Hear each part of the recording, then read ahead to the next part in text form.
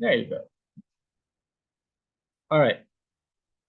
So from the past few months that we've been doing this, uh, we talked a little bit a lot about the churches, what the prophecies were, uh, and a lot of what we know and what we see from the book of hold on.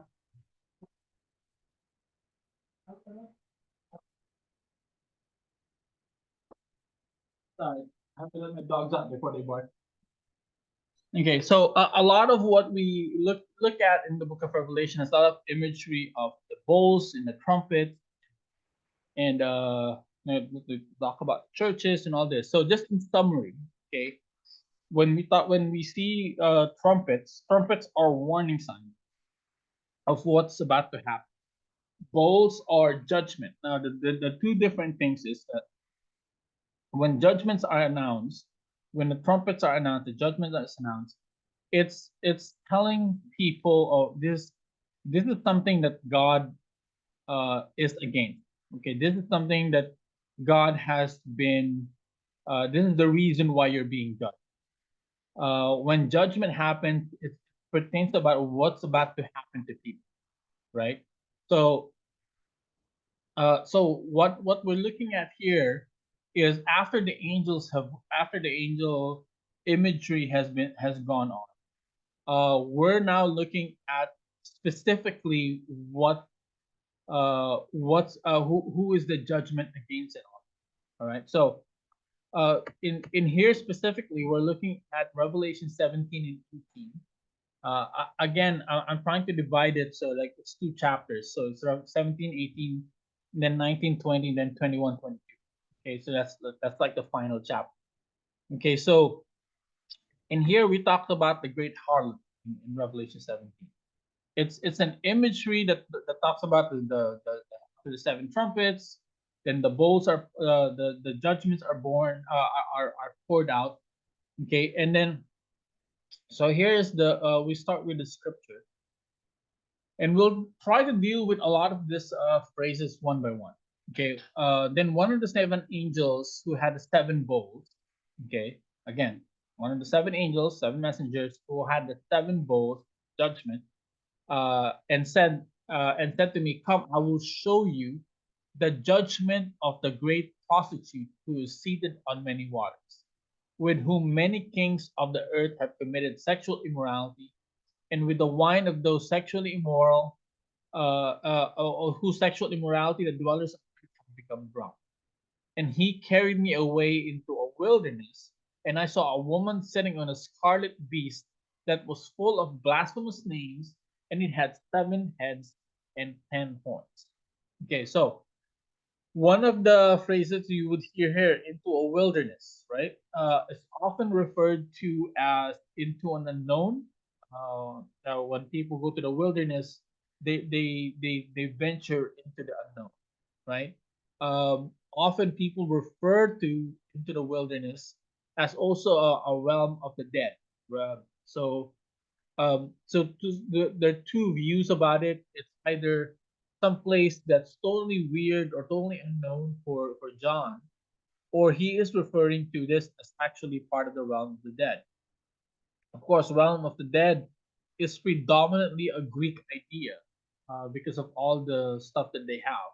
But as you all know, a lot of the Greek culture and all this have stepped in into a lot of the literature.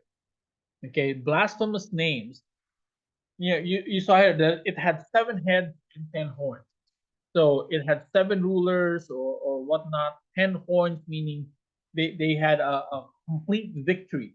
Or horns meaning crowns or strength, right?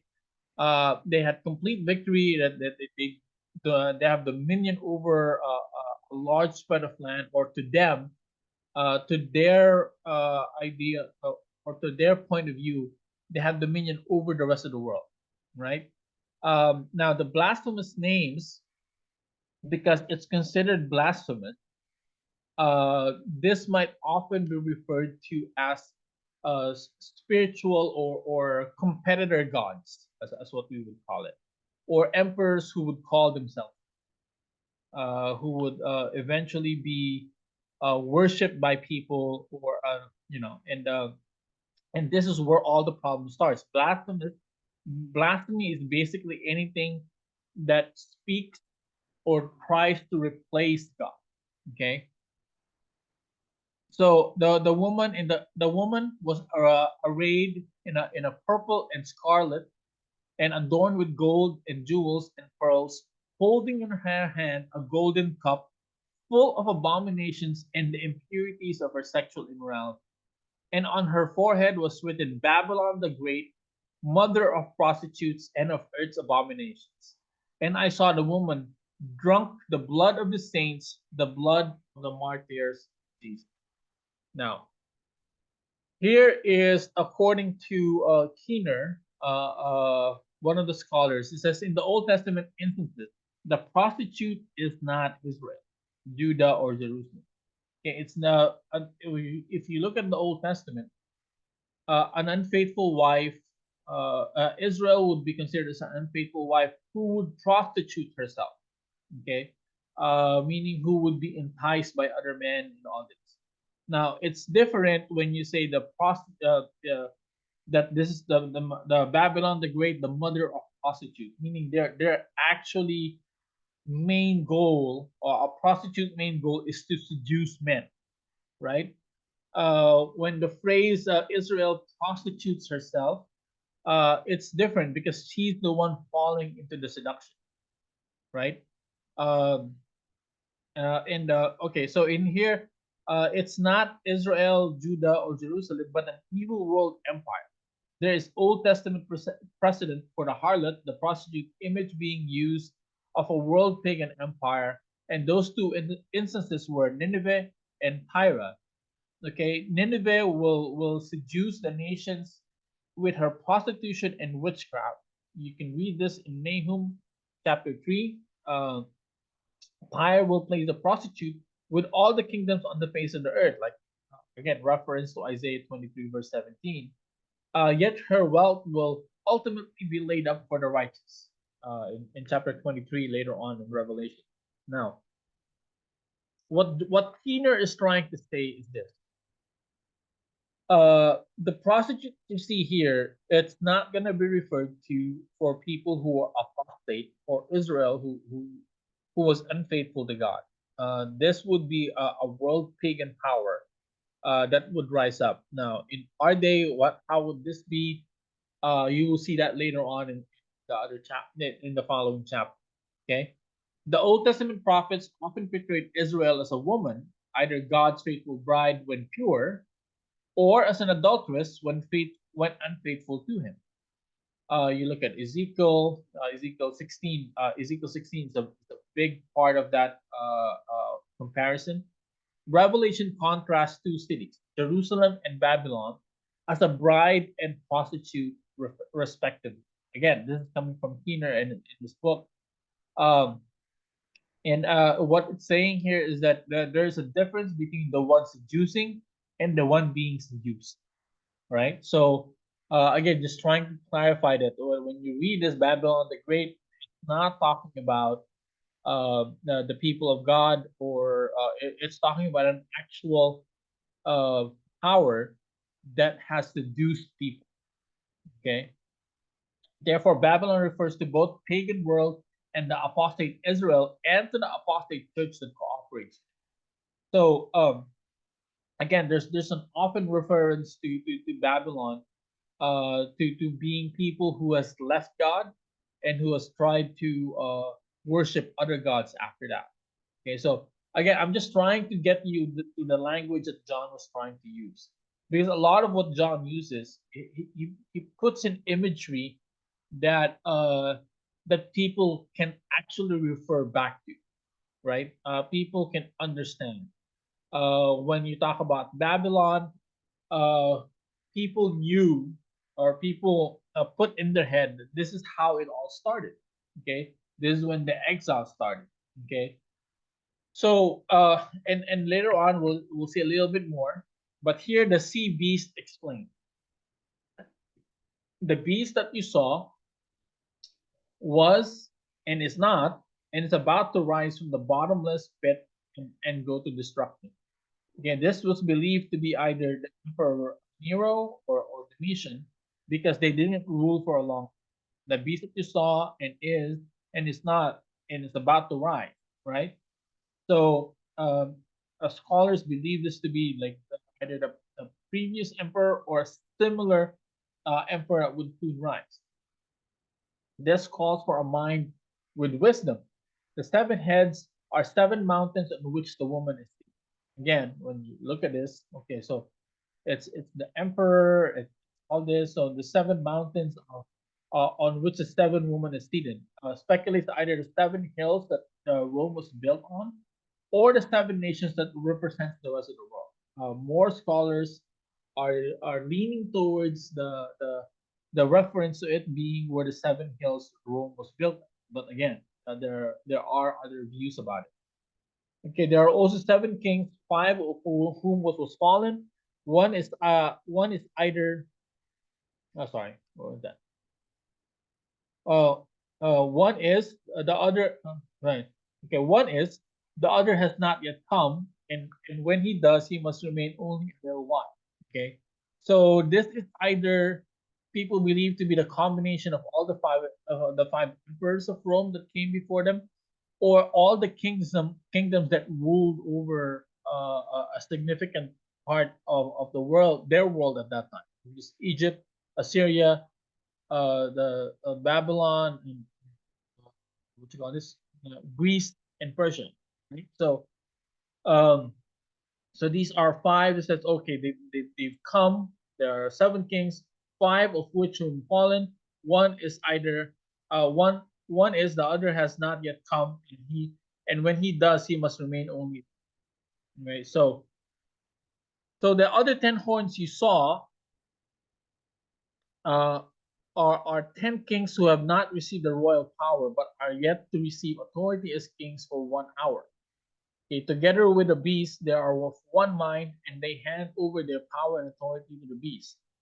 Okay, they will make war on the land, and the land will conquer them, for he is the Lord of lords and King of kings, and those with him are called the chosen and faithful. So, uh, people again, these are all just scholarly, what a lot of the scholars or books that I've read have often referred to, that they believe these seven kingdoms, I mean, these 10 horns, these 10 kings who have not yet received their royal power, were the barbarian kingdoms, also known as the post-Roman kingdoms. Okay, the Western kingdoms or the early medieval kingdoms were states founded by various non-Roman, primarily Germanic people in Western Europe and North Africa, following the collapse of the Western Roman in the 5th century. So what this is, it's either things that are still about to happen because it says here, 10 horns that you saw are 10 kings who have not received royal power. When Rome conquered a whole, the rule is Pax Romana, right? Like peace under the Roman rule. So when they have conquered barbaric kingdoms, today what would be considered the Nordic, which would be either Sweden or somewhere up there, the Northern Europe part of the which would be considered the barbaric kingdom at that time. Later on, they would prove their loyalty to Rome, but later turn against them, which actually would be one of the causes of the fall of the Roman Empire. But it was saying here that this is all that was meant to happen, because somehow this is part of God's plan of of how to take down Babylon, right? Um, so it's very clear that in all of this, hold on, very clear that in all of this, God has a plan for everything, right? You look at how dominant the kingdom can become, and yet uh, how dominant the Roman kingdom can become, the Roman Empire can become, and yet God is foretelling this is what's going to happen to Babylon. This is what's going to happen to the dominant power of this world, right? So He's even telling you or telling people judgment will come in this form, right? Uh, okay, can somebody read this? Ruth, can you read verse 15 to verse 18? Okay, 1 second. And the angel said to me, the waters that you saw, where the prostitute is seated, are peoples and multitudes and nations and languages. And the 10 horns that you saw, they and the beast will hate the prostitute. They will make her desolate and naked, and devour her flesh and burn her up with fire. For God has put it into their hearts to carry out his purpose by being of one mind and handing over their royal power to the beast until the words of God are fulfilled. And the woman that you saw is the great city that has dominion over the kings of the earth. Okay, so just to make it clear, the woman, this is not ruling, right? The woman is the one seducing the rest of the world, right? So the 10 horns that you saw, they and the beast will hate the prostitute. So you look at the imagery, the woman is sitting on the beast, then later on and then the beast have all these 10 horns. These are the kingdoms, right? So that's where it gets a little bit hazy and confusing. Is is the harlot Babylon, or is this it, or what's really taking place here? I mean, uh how is now the beast turning against the prostitute? How is this, in what way is this uh related to each other, and how does this relate to me? How do you make, what do you make of all this when you look at it? Because when you said the waters that you saw where the prostitute is seated are peoples and multitudes and nations and languages. And the 10 horns that you saw, they are the beasts that hate the prostitute. Okay, the 10 horns. Remember what those 10 horns were. Okay, that and the 10 horns you saw are 10 kings that have not received royal power. Okay, there are 10 authorities or 10 kings. 10 horns are 10 kings, which were believed to be the barbaric kingdoms. Okay, which was under the Roman Empire, which was under Babylon. Okay, so the angel said to me, the waters that you saw where the prostitute is seated are peoples and multitudes, and the 10 horns that you saw, they and the beast will hate the prostitute. So there will be a revolt that's going to come against Babylon, okay, against Rome, against whoever, whatever power there is. They will make her desolate and naked and devour her flesh and burn her up with fire. For God has put into their hearts to carry out this purpose by being of one mind and handing over their royal power to the beast, right?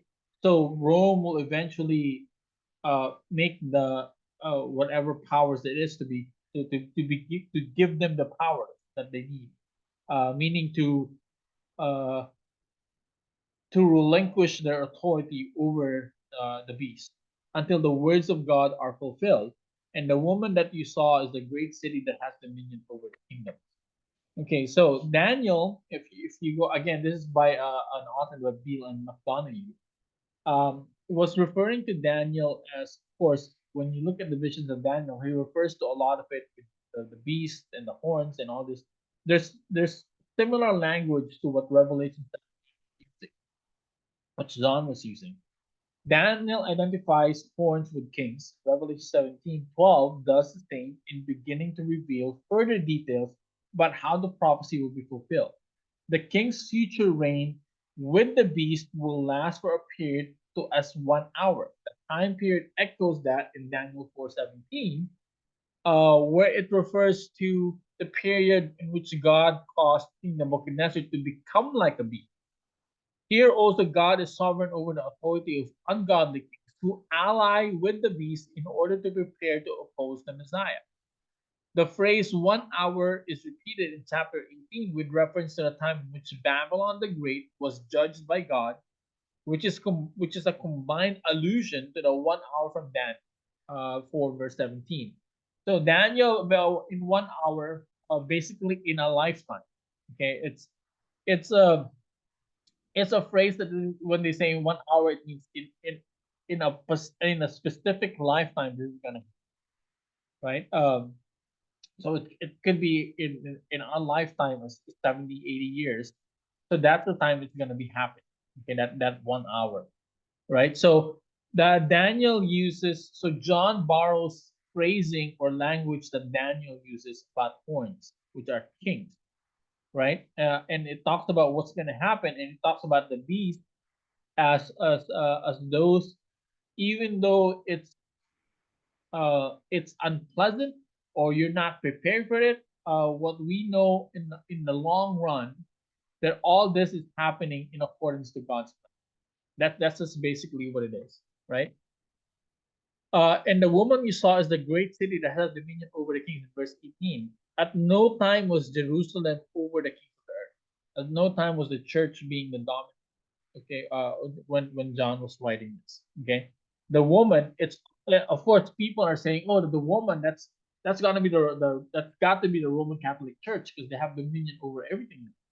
I don't think that's what it was referring to at that time. I don't think John understood what the reach of the Roman Catholic Church was. But even though if it is, okay, even though if that's true, the point of the message is that God will put judgment on those who do not bring, on those who seduce people away from God. Okay, that's the bottom line. Whether we're looking at it as Rome, or whether we're looking at it as a future power, whether we're looking at it as the U.S., or whether we're looking at some other world power, the bottom line is God will still bring judgment. Okay, the woman, it's all Babylon uses like, meaning it's all Babylon or what comes after Babylon, or uses symbolic tool to which to talk about Rome. This will all be explicitly clear. There's nothing that would loop Jerusalem into this descriptor or people in the church or whatnot as the beast, as the great prostitute, or anything like that. Again, one view is that this is the dominant power now is religion because it has control over other people. Be that as it may, the message is still Babylon will be judged. Whoever seduces people away from God or away to what's supposed to be right will have a judgment that's gonna be evident to them, right? So in here, the vision or the imagery that they have, Babylon is the ruling power at that. Like this is where it gets interesting in Revelation 18 when you talk about the fall of Babylon. Okay, this is where it gets a little bit more specific to what God wants. After this, after the great harlot, after the great beast, right? I saw another angel come down from heaven. Okay, having great authority, uh, and the earth was made bright with his glory, and he called out with a mighty voice. All right, Sean, can you read this one?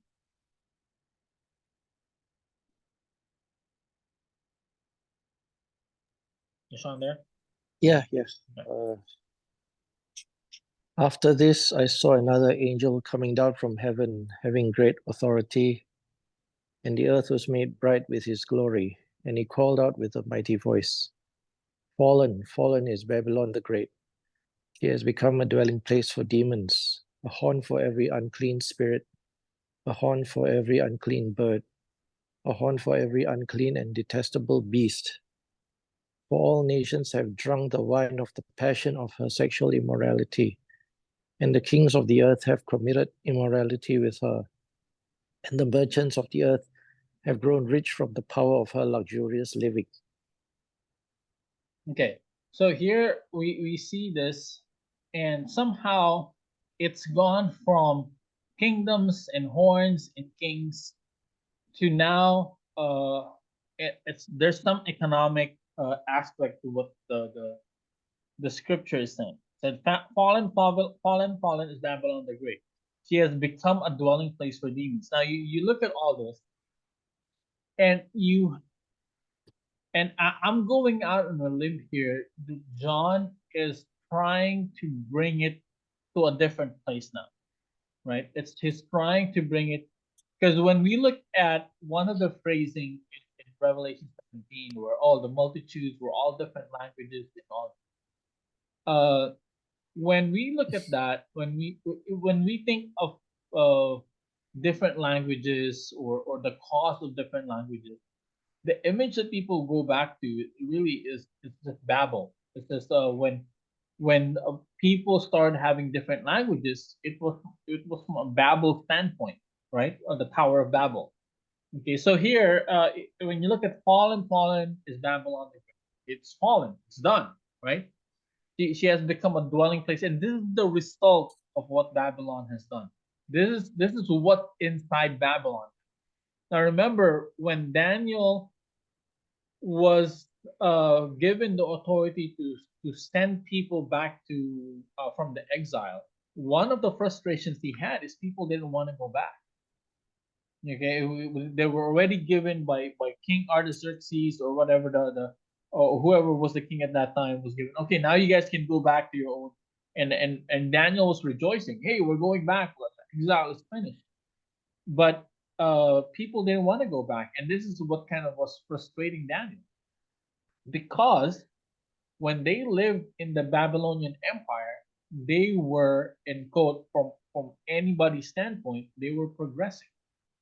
And it says here, this is what Babylon has become. She has become a dwelling place for demons, a haunt meaning a garrison, right, or a place for every unclean spirit, a place for every unclean bird. Remember, birds was an image that Jesus used. Well, remember the parable of the sower? When the seeds were put into the soil and birds would sweep down and take the word of God from people. Oftentimes, these are unclean. It was referred to birds. And another phrasing of this would be a lot of times birds were used or were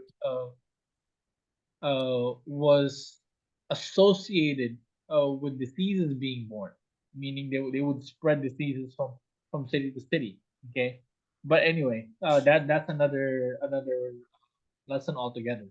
Okay, a garrison for every unclean and detestable beast. For all the nations have drunk the wine and passion of her sexual immorality.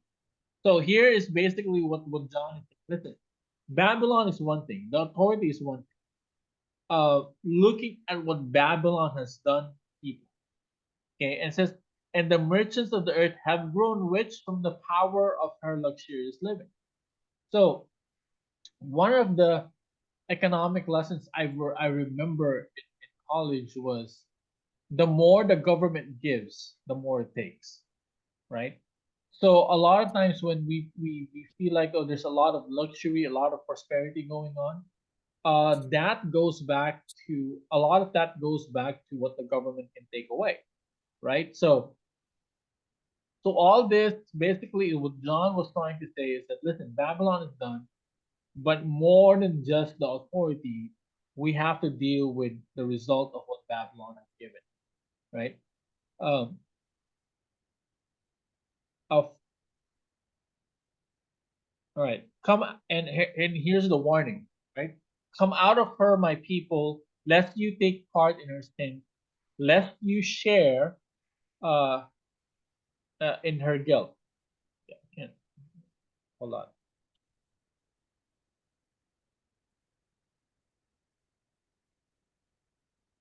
I can't see this covering my screen. Anyway, uh, for her sins are heaped as high as heaven, heap high as heaven, and God has remembered in her iniquities. Pay her back as she herself has paid back others. Repay her double for her deeds. Make a double portion for her in the cup she mixed. As she glorified herself and lived in luxury, so give her like measure of torment and mourning, since in her heart she said, I sit as queen, I am no widow, the morning I shall never see. For this reason her plagues will come in a single day. death and mourning and famine. She will be burned up with fire, right? So I mean, you look at all this, what John was saying about Babylon. Listen, Babylon is one thing, the power is one thing.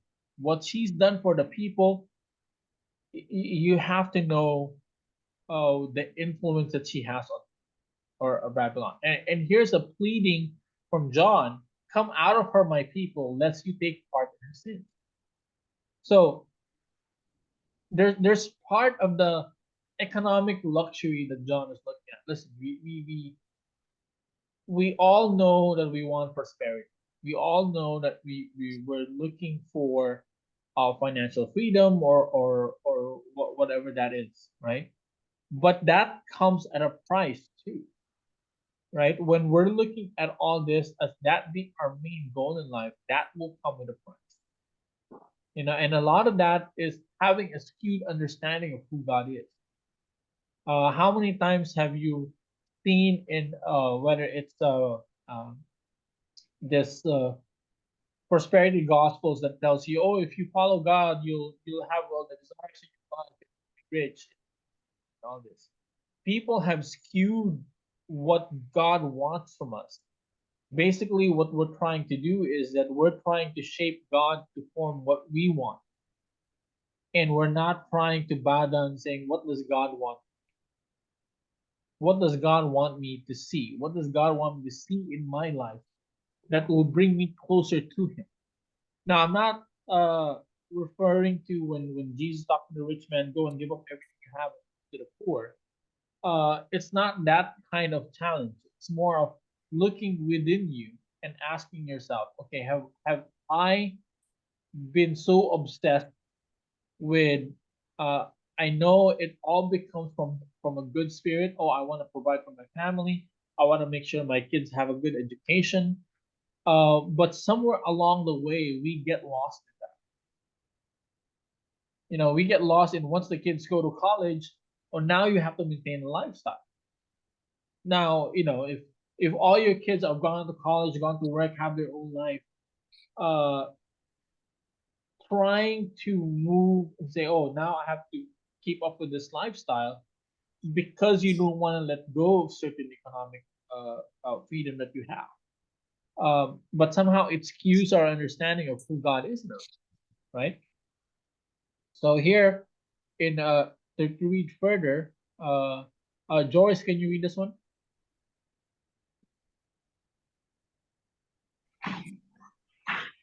Then the mighty angel took up a stone like a great millstone and threw it into the sea, saying, so will Babylon the great city be thrown down with violence, and will be found no more. And the sound of harpists and musicians, of flute players and trumpeters will be heard in you no more. And a craftsman of any craft will be found in you no more. And the sound of the mill will be heard in you no more. And the light of a lamp will shine in you no more. And the voice of bridegroom and bride will be heard in you no more. For your merchants were the great ones of the earth, and all the nations were deceived by your sorcery. And in her, it, That's right. and in her was found the blood of prophets and of saints, and of all who have been slain on earth. Right. So again, this is a revelation to John. You have to remember, this is a vision that John's looking at. That mighty angel took up a stone, like a great millstone, and threw it into the sea. You know what a millstone is, right? It's basically a heavy stone. And threw it into the sea, saying, it's almost like now the Babylon is gonna be gone. The great city will be thrown down with violence. Whatever Babylon was being proud of, whether it's architecture or whether it's a great city to live in, that's gonna be gone. Okay, the sound of harpists and musicians and trumpets. You won't hear anything about Babylon anymore. You won't hear anything about Rome. You won't hear anything about all this. It will be found in you no more. The sound of the mill will be heard in you no more. Okay, and the light of the lamp will shine in you no more. And the voice of the bridegroom and bride will be heard. Okay, for your merchants were the great ones of the earth, and all the nations were deceived by your sources. And in her was found the blood of the prophets and all who have been slain on earth. So it, it's it's a grim reminder. Okay, it's more of a okay. Whatever glory that Babylon was proud of, or what Rome was proud of. Okay, whatever the glory that say, oh, we're a great city and all this. So uh, it's funny because when I was reading this, it kind of it reminding me a lot of what people say about Vancouver when we were there. Okay, when I was visiting Vancouver, people who went there like 15 years ago saying, oh, it's such a great city. It's so clean. It's so nice to live in, blah, blah, blah. So I asked people before, like weeks before I came or months before I went there with Claudia. And so, oh, it's so different now. There's so many homeless. There's so many this. And it's funny how the glory of one city in one's image can easily go away simply because of certain economic things that kind of overtake people. Uh, when and this is how their story went. They said Vancouver was really nice, but and a lot of times like getting an apartment was still relatively okay. Now when COVID hit them, a lot of people lost their jobs, a lot of people lost their businesses, a lot of people actually became homeless. And more than that, when COVID hit, what the city was always banking on, a lot of their economy depended on, was a lot of international students coming in to UBC, and they were being housed. And there was a lot of cheap housing, cheap apartments in downtown, in Chinatown specifically. So when COVID hit, international students were I think no there were no international students housing. So and there were a lot of increase of homeless people all around all around Canada, all around Vancouver. So what the local government, they converted all this low cost housing in Chinatown and provided that as a hub for homeless people to stay in. So now that they did that in order so that all the homeless people will just congregate to one side. Okay, we'll all congregate just to Chinatown and they won't be spread out in different parts of Vancouver, kind of ruining, quote unquote, ruining what Vancouver was.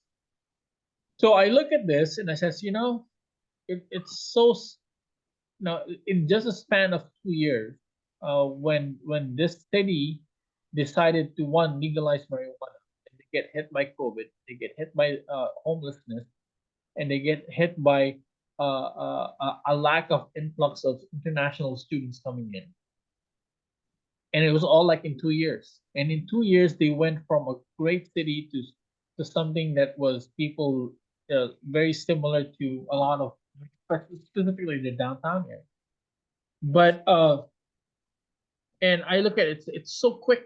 It's so quick, just in a matter of 2 years, And I look at the scripture, and it was like this.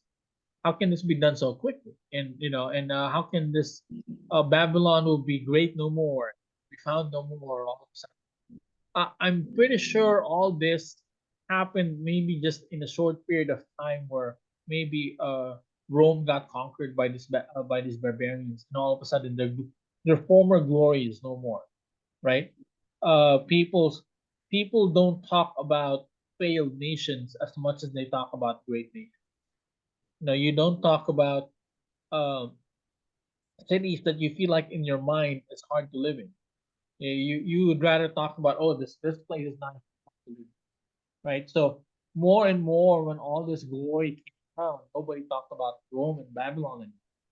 But in here, God wants us to be reminded. Listen, you were once a part of this. You were once a part of this great empire, but now I put judgment on them. You have to see who is giving them judgment. you have to see that I was still the one. This was still part of my plan, right? So in here, what? So you look at this why. How does this all tie together, right? So here is an excerpt by Michael Heiser in this podcast.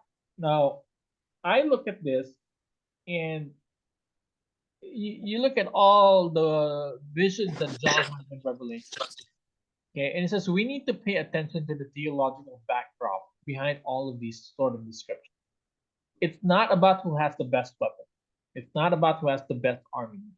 It's ultimately about the gods getting what they deserve. When he talks about gods, he talks about the effect that going back to Genesis, when the sons of God rebel against God, right? They're the ones who went and influenced humans to go against God, and eventually building a tower, Tower of Babel collapse, and all this. And they're talking about the Deuteronomy 32 worldview, in which God dispersed all the nations out to all these gods, because the sons of God was supposed to be taking care of the people, and yet they turned against them. So here's what the Michael Heiser was referring to. It's ultimately about the gods getting what they deserve, the beast getting what it deserves. It's about it annihilates chaos. Chaos must be annihilated. Um, if I'm pronouncing that right, it must be eliminated in totality, because this time, when the Lord returns in chapter 9, He's going to be occupying a new Eden. And in this case, Eden is global, the whole world. Every nation, every square inch of the people has to be ready and retooled, refit to be a sacred space, because he is showing up, he is reoccupying. So this is, again, when you read Revelation, when you read all the judgments, all the trumpets, and about Babylon and about what's going to happen, we can look at it from a post-millennial point of view, from a preterist point of view, from a pre-millennial point of view. But in the end, what God's plan is that He has to eliminate chaos that's gone on in the world. If He's going to be the one to, when He returns and He rules, chaos has to be eliminated, because the new Eden now is going to be the new world, right? So this is again, this is from one person's point of view, but to me it kind of makes sense, because you go from Genesis, in which chaos was brought into the world by the sons of God, and by the sin that started with Adam, and by the sons of God, and then the Tower of Babel. And here God is bringing it all back together. Again, this is part of God's plan to restore people back to Him. All right, so uh, instead of occupying our minds with, "Oh, who is this figurative Babylon? Who is all this? Who is," we have to go back and focus on what God's plan is, and the reason why this judgment happened. Because He is ultimately returning, and He cannot return to a world that's just full of chaos. Chaos has to be eliminated. And when I mean about chaos, chaos is just the opposite of order, right? Order must be restored, and Eden was a sacred space in which people communed and communicated with God. And it was a sacred space that had to be remained immaculate at some point, where there is order between man and God, between humans and Yahweh, right? So again, we need to think a little bit of a bigger picture about these things. I know they look strange, and they look the disparate. They don't look like they're related. They look like they're not related. They're all related. They all fit together. If you can take the bird's eye view and look down, look where John is drawing all this stuff from. The key here is Babylon. The key here is a Deuteronomy 32 worldview. Again, I encourage you to read Deuteronomy 32. Basically, what that is retelling the story of how the nations were. Okay, and God wants to bring that all back. Then the imagery makes sense, and the end game makes sense. The ultimate conflict, as the players are taking sides, they make sense. So when again concluding here in in Revelations 18. Again, we're going to go to Revelations 19 and 20 next week.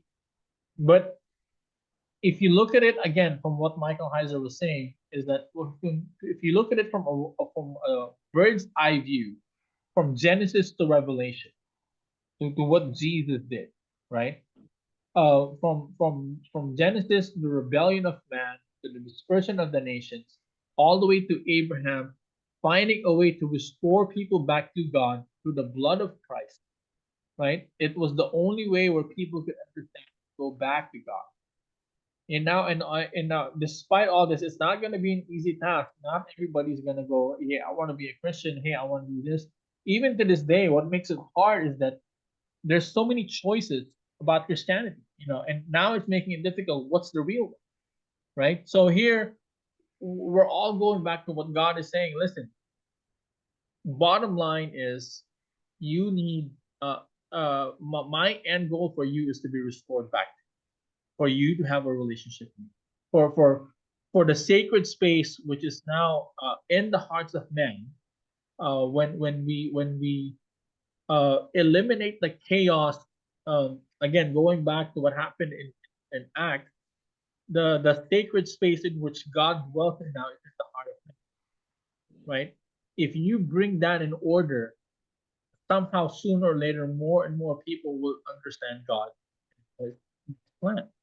And the plan is always to restore us back to Him, to have a relationship with Him. That's ultimately what the goal is all about. Okay, so we have to look at this whole, now that we've seen all this imagery from John about Babylon, about angels, and about trumpets. You have to look at it from a bird's eye view. Okay, this God has a plan, and it's all going to happen. And we either have to take His side, or we have to step. Well, we have to take His side if we want to. If you want the best part out of it, we have to be in God's side, right?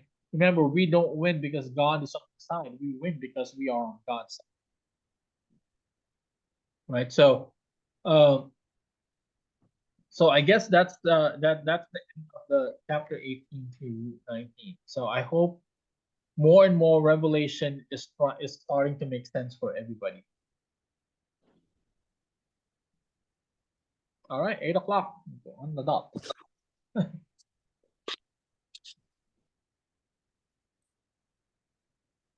So it is.